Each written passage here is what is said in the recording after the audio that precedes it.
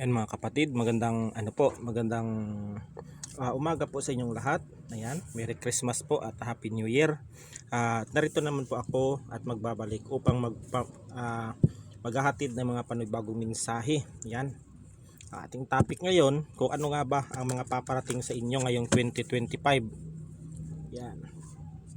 Kung ano nga ba yung mga paparating sa inyo. Yan, pagpaumanhin nyo po at ngayon lang ako ulit nakapag-reading. Gawa nung busy po talaga ako. Yan, medyo may mga ginagawa pa ako mga pangontra, may nag-PPM po sa akin para magpa-schedule kasi yung gamutan, balik gamutan ako sa this January, tapos ang New Year. Yan, pwede na po magpagamot, pumunta dito sa aming bahay. Yan, at online, pwede online tawas. Yan, kung magpa-private reading, pwede rin mga kapatid. Yan.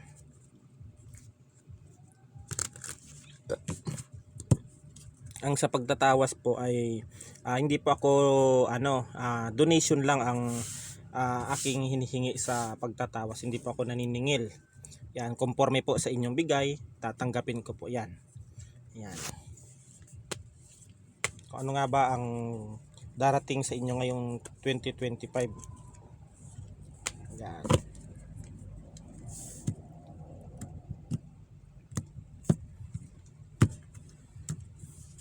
Ngayon naisipan ko mag-reading kasi medyo bakante ang oras ko ngayon. 1 2 3 4 5 6 7 8 9 10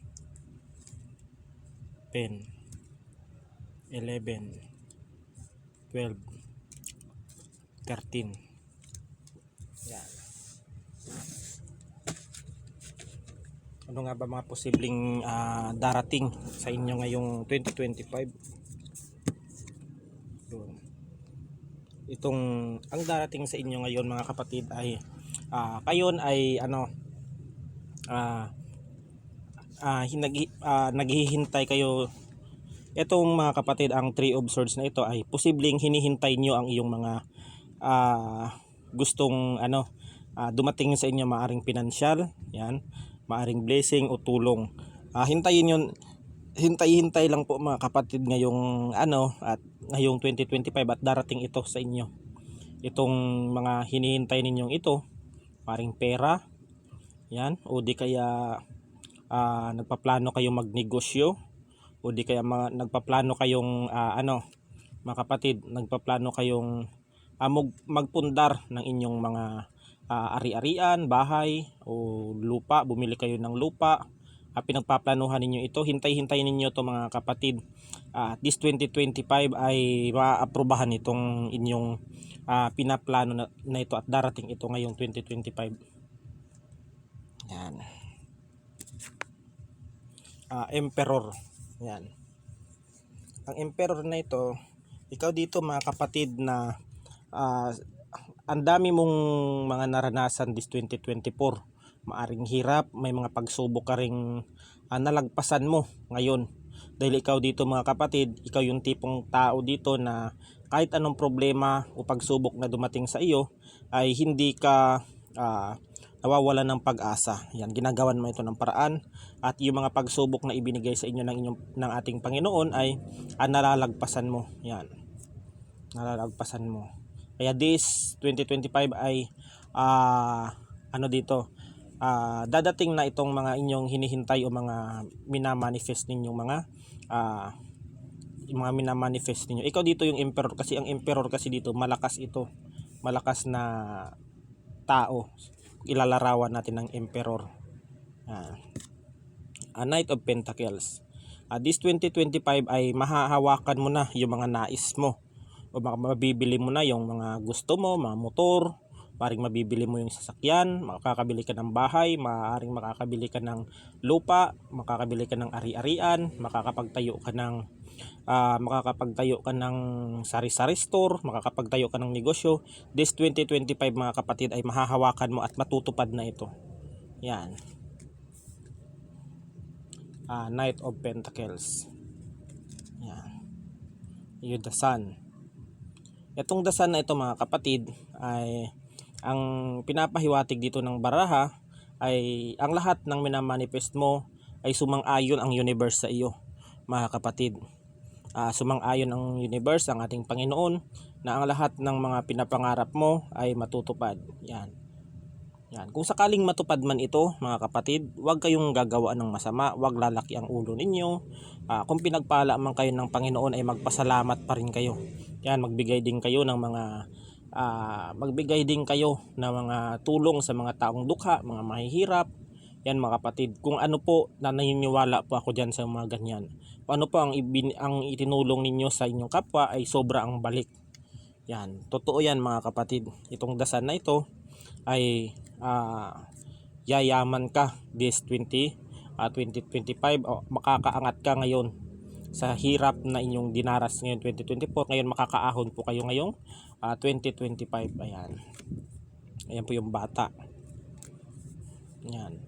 Kayo kasi dito mga kapatid ay lahat naman tayo ay may mga problema, may mga pagsubok na pinagdadaanan. Yan.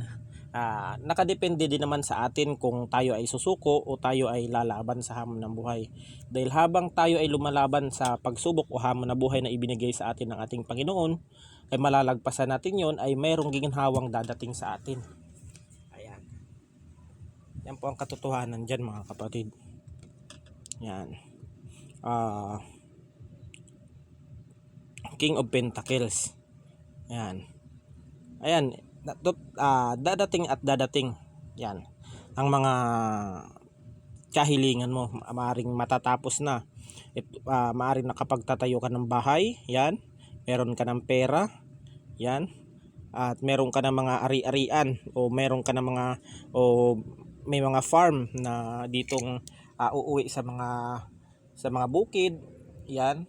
Dito may mga alagang hayop na mga inaalagaan ang mga collective dito na nakakarinig. Meron ding mga naipundar na gamit. Yan. Meron ding ikaw dito mga kapatid ay magiging ayos na ang iyong buhay ngayon this 2025. Collective na makakapanood nito. Yan.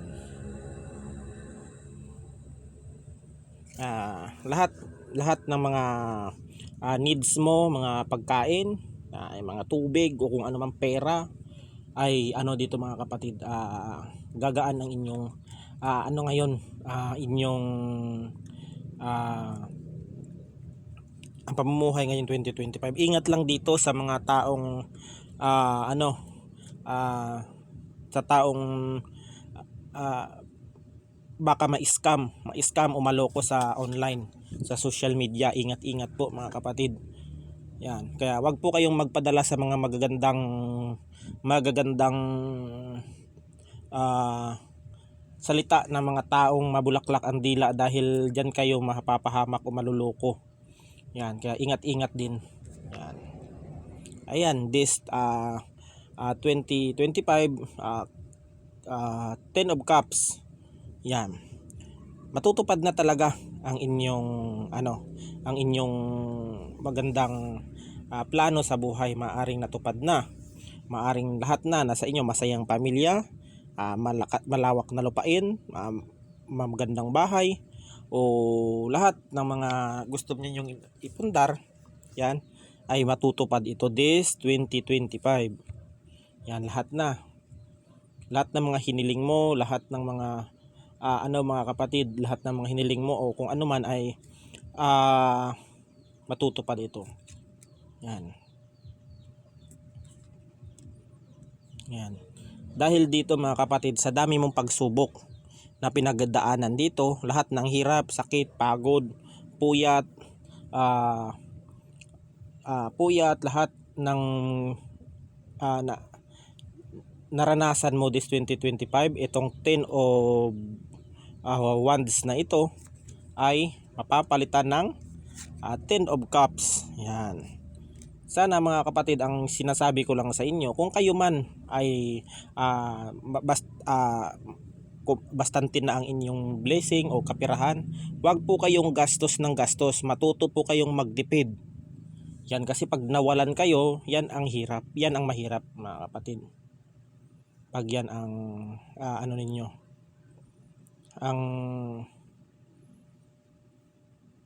pag yan ay ginagastos ninyo, ang inyong pera na dumating sa inyo sa mga walang kakwenta-kwentang bagay, ay mawawala yan. Yan dapat po bago po kayo lumabas, maglabas ng pera o gumastos, ay dapat po may purpose po ang inyong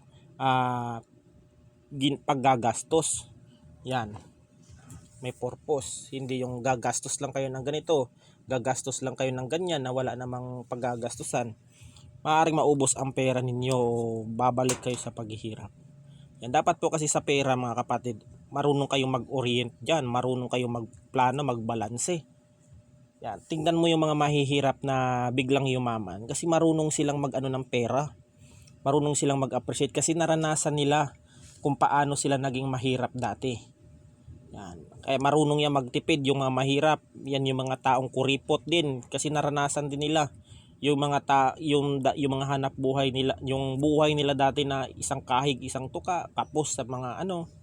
Yan yung mga naranasan ng mga taong mahirap dati tapos biglang umasenso. Yan.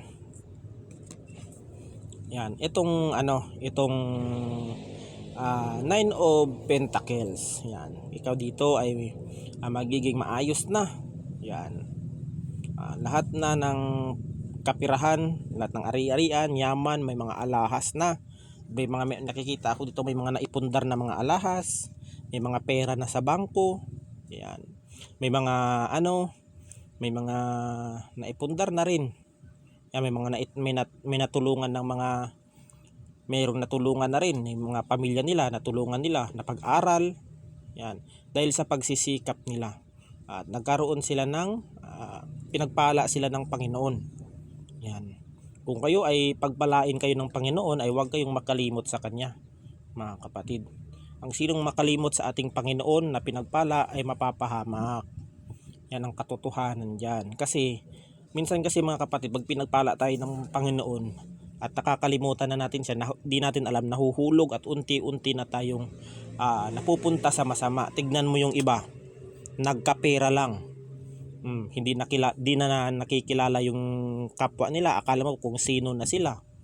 Yan, akala mo matahin nila yung mga mahihirap. Akala mo ay hindi sila nagdaan sa sa kanilang sa paghihirap. Ayan, parang hindi sila marunong lumingon sa pinanggalingan.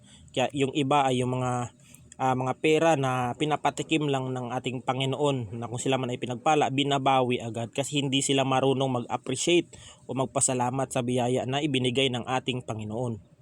Ayan, katotohanan dyan.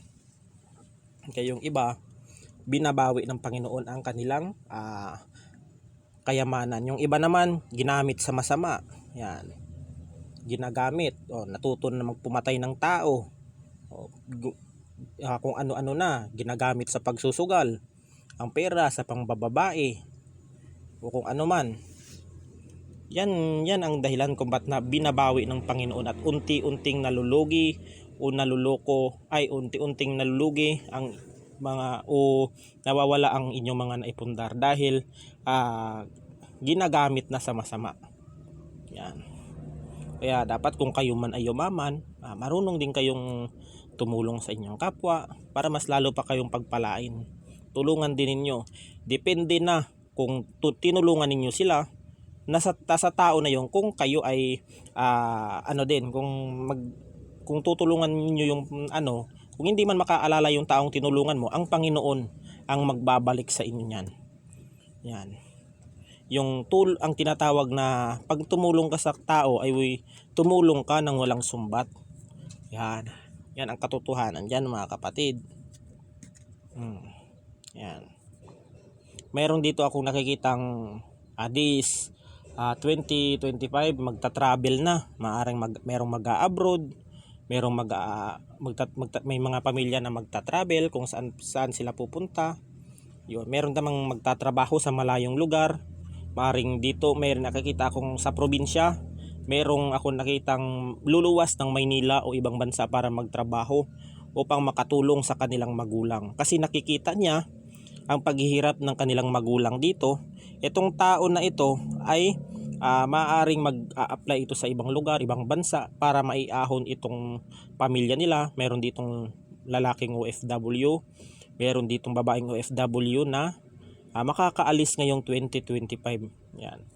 Sure ball ito mga kapatid na makakaalis ito sa this 2025 itong taong nagbabalak na ng ibang bansa o ng ibang bayan. Yan. Ang ganda ng mensahe. Yan. High Priestess. Itong High Priestess na ito, dapat kung sakaling kung kayo man ay natupad na ang inyong mga pangarap, inyong pinaplano o this 2025 ay maging okay na lahat, yan, ay dapat po mga kapatid ay be humble lang po kayo. Be humble lang. Wag po kayong marunong po kayong tumingin sa inyong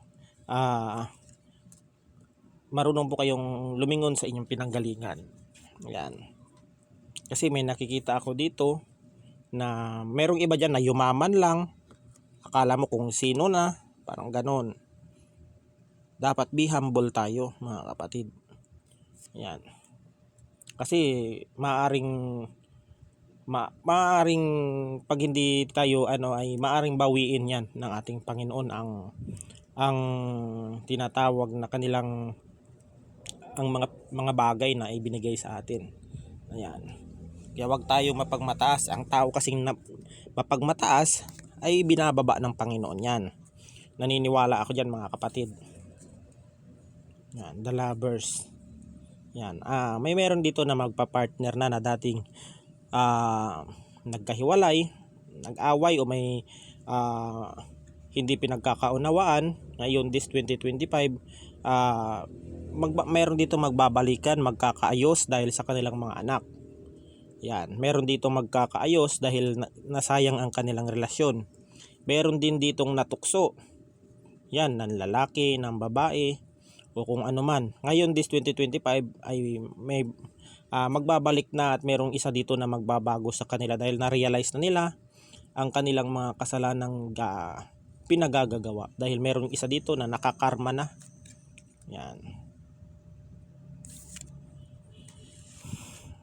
Yan. 8 of Wands, ang 8 of Wands na ito ay paparating na yung mga hiniling ninyo sa ating universe o sa ating Panginoon, sa lahat ng ninyo ay dadating na ito this 2025. Yan, napakaraming blessing na papasok sa inyo. Kung dito naman baliktad ay dito, yan, maraming dadating na opportunity sa inyo. Meron tao na makakapagtrabaho na, aanin ng malaking sahod. Yan. At mahalin ninyo ang inyong trabaho mga kapatid. Huwag po kayong gumawa ng masama kasi pag kayo pinaalis, ang inyong trabaho ay mawawala. Yan. Magtatagumpay kayo dito. The Magician, magtatagumpay kayo dito this 2025. Lahat ng minamanifest ninyo, hiniling sa Panginoon o pinagdadasal ninyo ay matutupad na ito. Yan. Sa lahat ng mga nanonood dito, yan, ay paki-like, share at subscribe ang aking YouTube channel mga kapatid. Yan, at this 2025 ay basta hindi lang ako busy ay tuloy-tuloy ang pag-upload ko ng mga mga kapatid ng mga pagtatarot. Yan. Dahil ako po yung nagpapasalamat din sa mga nag-donate na mga tarot card ko. Yan. Ako po yung nagpapasalamat dahil sa inyo ay mga kapatid, nabili ko yung mga tarot card na ilalapag ko at iano ko sa mga mensahe ko sa mensahe sa inyo. Yan.